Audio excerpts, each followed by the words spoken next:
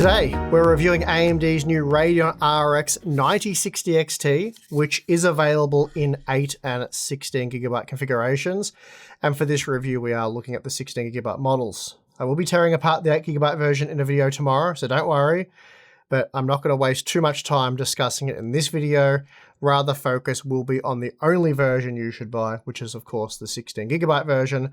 But before we get to that, today's sponsor spot is brought to you by Antec and their Flux Pro full tower case. This addition to Antec's lineup integrates real timber on the front panel, as well as a textured multi-directional front grille, giving it a unique style while ensuring optimal airflow. As the name suggests, the Flux Pro offers Antec's patented dual lower air intake design and includes support for up to 9 fans, with 6 PWM fans pre-installed with a built-in ARGB controller.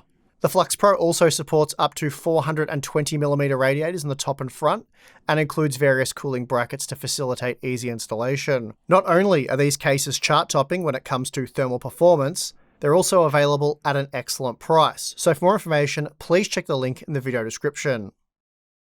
AMD announced the 9060 XT series during their Computex keynote, and we dedicated a video to covering it, but I'll quickly go over the specs again and then we'll get into the testing. So first and foremost, the MSRP for the 16GB model has been set at $350 US, which is an almost 20% discount when compared to the 16GB RTX 5060 Ti, and that's despite the die size being 10% larger, though AMD's no doubt saved a bit of money by sticking with the older GDDR6X memory. Now, when compared to the previous generation 7600 XT, the core configuration remains the same. But of course, the 9060 XT is based on the Radeon 4 architecture, and the cores themselves are clocking 14% higher. AMD's also gone with the higher clocked 20 gigabits per second memory, increasing the memory bandwidth by 11% to 320 gigabytes per second. The PCIe interface has been updated to the 5.0 spec, and the full 16 lanes are available, though right now this is of little benefit for the 16GB model, as you shouldn't be able to exceed that capacity under realistic conditions. So that's a very brief overview of the 9060 XT 16GB. Now we'll be taking the ASRock Steel Legend version and throwing in our test system, because ASRock handed it to us at Computex, so it was the first one that I managed to get my hands on, but I do also have the Asus Prime and Sapphire Nitro Plus models, which we can take a look at towards the end of the review. Okay, let's get to it. Starting with Clair Obscur, Expedition 33, the 9060 XT was 5% slower than the 5060 Ti, though using the Epic preset, neither GPU was particularly impressive at 1440p, so you either need to enable upscaling or lower the quality settings. Frame rates were closer to 60 FPS at 1080p, though the margin was much the same. So for the purpose of working out how these two GPUs compare, the 1440p data is suitable. Performance in Oblivion Remastered is also pretty weak at native 1440p using the Ultra preset, just 41 FPS on average, though that did make the 9060 XT 11% faster than the 5060 Ti.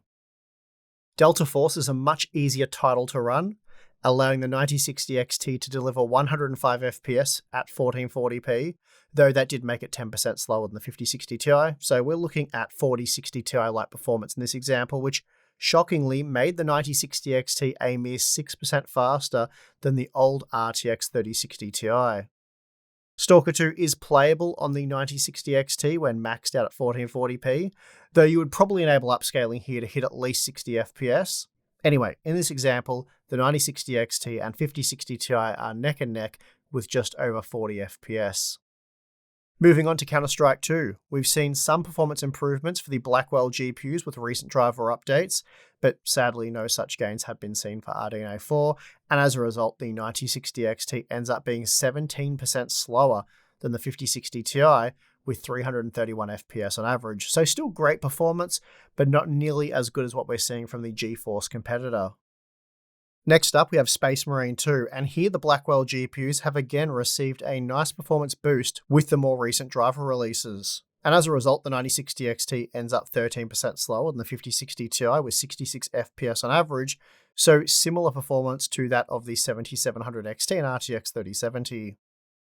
The 9060 XT is again slower than the 5060 Ti, this time in Star Wars Jedi Survivor, where it trailed by an 8% margin at 1440p, which also meant it was 8% slower than the 7700 XT, so a pretty disappointing result there. Of course, as usual, the Radeon GPUs crushed the Call of Duty benchmark, this time when testing with Black Ops 6. Here the 9060 XT was a massive 32% faster than the 5060 Ti, and even outpaced the 7700 XT by a 10% margin. The new Radeon GPU also performed well in a Plague Tale Requiem, beating the 5060 Ti by a slim 3% margin, so in other words, both GPUs delivered the exact same experience in this title. The Starfield performance isn't too bad, and this is another example where upscaling would push performance above 60 FPS. Still, the 9060 XT did end up 6% slower than the 5060 Ti, delivering the exact same performance seen from the RTX 3070, 7700 XT and 4060 Ti, so pretty underwhelming really. Next up, we have Cyberpunk 2077, and here the 9060 XT and 5060 Ti are very similar in terms of performance, with the Radeon GPU trailing by a mere 2% margin. So when compared to previous generation parts, we're looking at 7700 XT and RTX 4070-like performance in this example. The 9060 XT performed well in God of War Ragnarök, rendering 101 FPS on average at 1440p, making it a few frames faster than the 5060 Ti. So we have yet another example where performance is much the same between these two GPUs. Unfortunately for AMD, we benchmarked Dying Light 2 using the high preset which defaults to the DirectX 11 API, and this is just how the game works, and we don't manually adjust settings to favour one brand over the other, or at least appear to be doing so. But if you have a Radeon GPU, I highly recommend manually switching to DirectX 12, as this does improve performance, and quite a bit. But if you don't do this, the 9060 XT ends up 18% slower than the 5060 Ti under the same conditions, whereas performance between the two will be similar with DirectX 12. Now, we have already seen a number of examples where the 9060 XT and 5060 Ti are very similar in terms of performance, and we have yet another example, this time in Dragon Age the Veilguard, where the Radeon GPU is just 3% slower. Spider-Man Remastered is another example where performance is very similar between these two GPUs, and impressively, that meant the new 9060 XT was 10% faster than the 7800 XT. Next up, we have Hogwarts Legacy, and here the 9060 XT was able to nudge ahead of the 5060 Ti by a 5% margin, so again, performance is very similar between the two, and performance in general was very good at 1440p using the high preset. Performance is also comparable in The Last of Us Part 1. Here the 9060 XT was 7% slower than the 5060 Ti, but with an average of 65 FPS at 1440p using the ultra quality settings, performance overall was decent, and better than that of the 7700 XT, and in fact considerably better when comparing the 1% lows. Finally, we have Star Wars Outlaws, and here performance was much the same, with the 9060 XT rendering just a single extra frame when compared to the 5060 Ti, though performance overall was quite poor as this isn't the most optimized game out there. Okay, so although we didn't look at the 1080p results on a per game basis, I have the averages, so we might as well just quickly look at those. For gaming at 1080p, the 9060 XT and 5060 Ti are fairly evenly matched, though the Radeon GPU was 6% slower overall, which meant it was just 4% faster than the 7700 XT. So in other words, it's kind of like a 7700 XT, but with far better RT performance, FSR4 support, and more VRAM. So arguably, it is a reasonable upgrade. Oh, and it's also cheaper, or at least it should be. The 1440p data is a little more favourable to the 9060 XT, as here it's just a frame or a percent slower than the 5060 Ti. So that's a pretty great result given it should cost almost 20% less. Though please note, I am saying should. Anyway, this is again the same level of performance you can expect from the 7700 XT. Okay, so time to look at ray tracing performance and what we believe are truly transformative examples, starting with Alan Wake 2. At 1080p, with upscaling, the performance isn't good, just 31 FPS on average, making the 5060 Ti significantly faster, though I'm not sure I'd want to play at 1080p with DLSS upscaling with just 46 FPS on average. I think at that point I'd rather just disable the RT effects altogether.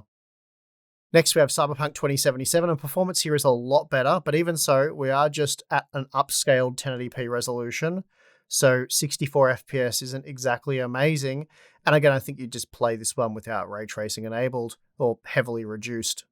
The 9060 XT was 14% slower than the 5060 Ti, and even the 74 FPS from the GeForce GPU is not particularly good because, again, this is upscaled 1080p.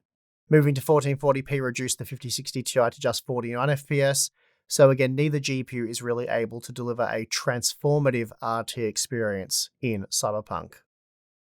Spider-Man Remastered is a well-optimized RT title, and here both GPUs performed very well, delivering 123 FPS on average, so we might as well look at the 1440p results for this example. Here we're looking at 88 FPS from the 9060 XT and 90 FPS from the 5060 Ti, so again, both did perform very well. We have Dying Light 2, and while 75 FPS seems decent, this is upscaled 1080p, so don't get too excited. I don't think either the 9060 XT nor the 5060 Ti are particularly impressive here, though the Radeon GPU was 9% slower, and at 1440p with high quality upscaling, both did fall short of 60 FPS. The 9060 XT was good for just 26 FPS on average at upscaled 1080p in Black Myth Wukong when using the very high quality ray tracing option, so in other words, not really playable. That also made it roughly 50% slower than the 5060 Ti, though the GeForce GPU only managed 51 FPS, so suboptimal performance given the resolution. It's a similar story in Indiana Jones and the Great Circle. Here the 9060 XT averaged just 23 FPS, and while that meant it was 45% slower than the 5060 Ti, just 42 FPS for the GeForce GPU was hardly impressive. Older titles with impressive ray tracing such as Metro Exodus Enhanced do play well on the 9060 XT. Here we're looking at 152 FPS on average, making it just 4% slower than the 5060 Ti. Overall, the 9060 XT was 20% slower on average when compared to the 5060 Ti for our ray tracing tests, with an average of 65 FPS. That said, for the most part, neither GPU is able to deliver a transformative experience, and in the older games where they can, performance was very similar. Now, when it comes to power consumption, the 9060 XT is about what you'd expect, consuming slightly more power than the 7600 XT and Starfield, and around 10% more than the 5060 Ti. So, a 26 watt increase. Also, please note we're combining power draw from the CPU and GPU here, as this allows us to account for any overhead. The power results in Star Wars Outlaws look much the same. The 9060 XT consumed 27 watts more than the 5060 Ti, which is an 11% increase. And again, it consumes slightly more power than the 7600 XT. Then finally, we have some power figures from our Space Marine 2 testing, and in this example, the 9060 XT consumed 21 watts more than the RTX 5060 Ti, which works out to be an 8% increase in this example. Okay, so here's a quick look at how the partner cards I have on hand performed under the same test conditions, which was a 1-hour load test in the new F125 game when installed inside an enclosed ATX case with an ambient room temperature of 21 degrees. The ASRock Steel Legend and Sapphire Nitro Plus both reported a GPU hotspot temperature of 79 degrees with a fan speed of 1000 RPM, and both models were extremely quiet and couldn't be heard over our case fans, which are very quiet. The Asus Prime could be just heard over the case fans, as its fans spun at 1550 RPM, though this did result in a GPU hotspot temperature of just 70 degrees. Then we have the XFX Swift, which spun its fans at 1400 RPM for a hotspot temperature of just 69 degrees, and this model also managed to clock its cores the highest. Then for the memory, the ASRock Steel Legend peaked at 85 degrees, the Asus Prime at 82 degrees, the XFX Swift at 80 degrees, and then the Sapphire Nitro Plus at 84 degrees. And then finally, the VRM temperatures of the Steel Legend hit 75 degrees, just 62 degrees for the Prime, 71 degrees for the Swift, and 75 degrees for the Sapphire Nitro Plus.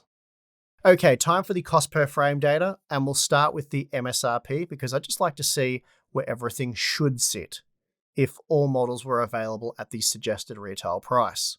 What we see here is that if the 9060 XT 16GB was available for $350 US, and all other GPUs were available at their MSRP, the 9060 XT would represent incredible value. Firstly, it's by far the cheapest current generation GPU to offer 16GB of VRAM, and the significance of this isn't really presented by the cost per frame data, as a lot of the games tested still work fine with 8GB of VRAM, which is true of most games, but of course not all, and it's becoming increasingly common to find games that are broken on 8GB GPUs using settings that would otherwise be fine had those GPUs had more VRAM. But all of that aside, the 9060 XT still looks very good here, coming in at a cost per frame of just $5, just a 6% premium over Intel's Arc B580, making that part a tough sell if all models were available at the MSRP. The 9060 XT 16GB also eliminates the RTX 5060. It's just $50 US more, but offers almost 30% more performance with twice the VRAM, so a no-brainer there. And the margin between the 5060 and the 9060 XT 16GB will vary depending on the games tested, because in a lot of the games that we did use for testing at 1440p, the 8GB GPUs were limited by their VRAM. But moving on, it was also 17% better value per frame than the 5060 Ti 16GB, which we feel makes the Radeon GPU the better value option, and therefore the product you should buy if the MSRP was a thing.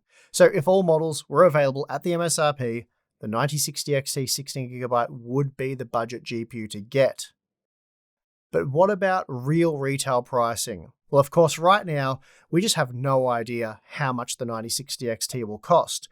We also don't know how long it'll take before pricing settles down.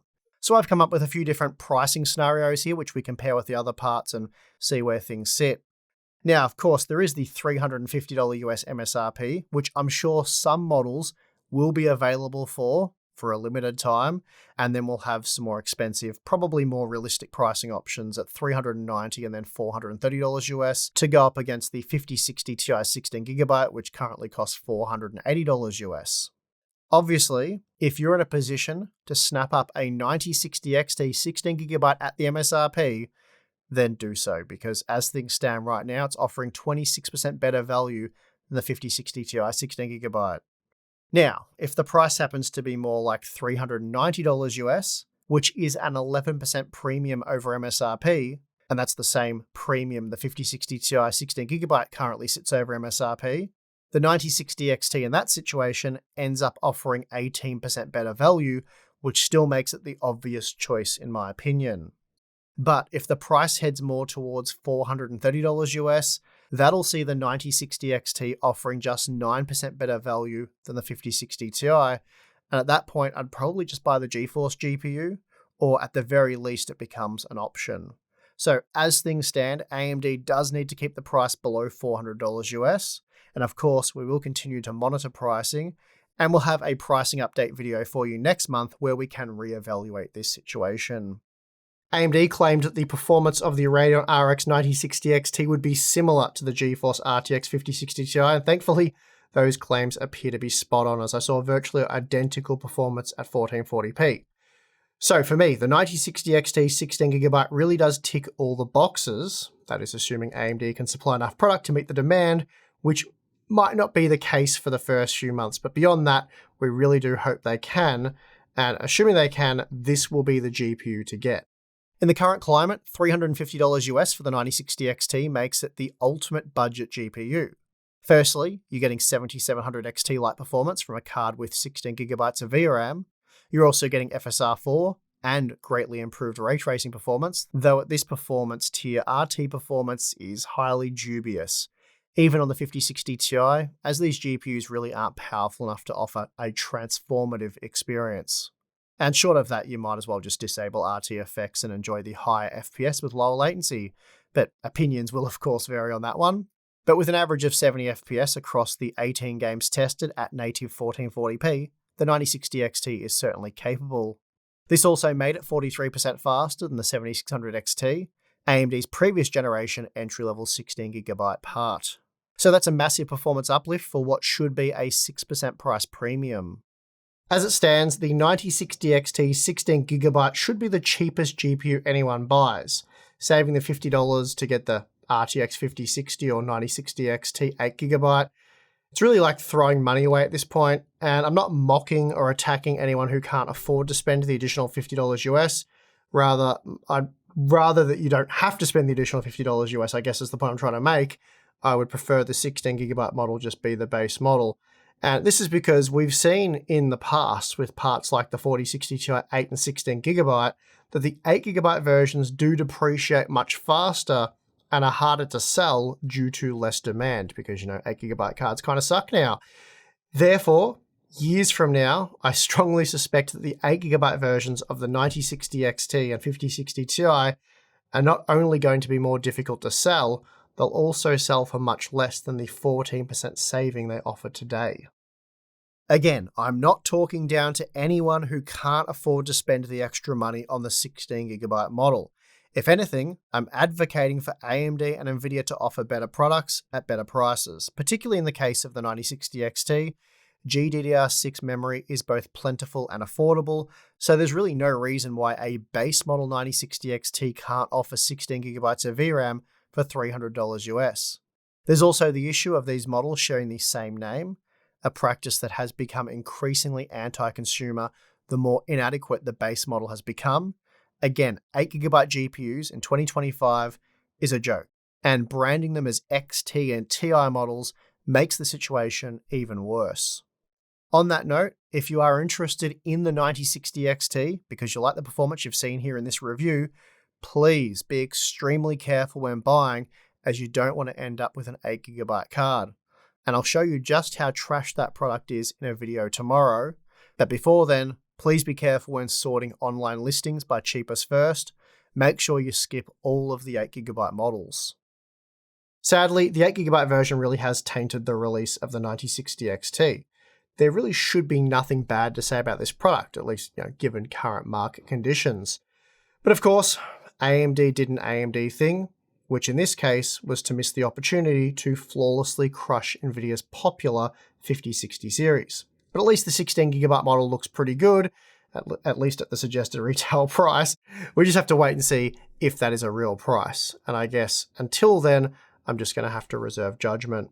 So with that, I am done with this review. If you liked it, you know what to do. We also have the 8GB model coming tomorrow, so I'll get to show you all about that thing. We have a lot of new testing in that video, so that should be interesting. So like I said, make sure you're subscribed. Also, we have the join button or Patreon. If you want to become a Harbour Unboxed member, it'll get you access to our exclusive Discord server, monthly live streams, Q&A stuff, and behind the scenes content. So check that out if you're interested, but if not, it's perfectly fine. And I would like to thank you for watching this video. I'm your host, Steve. See you again next time.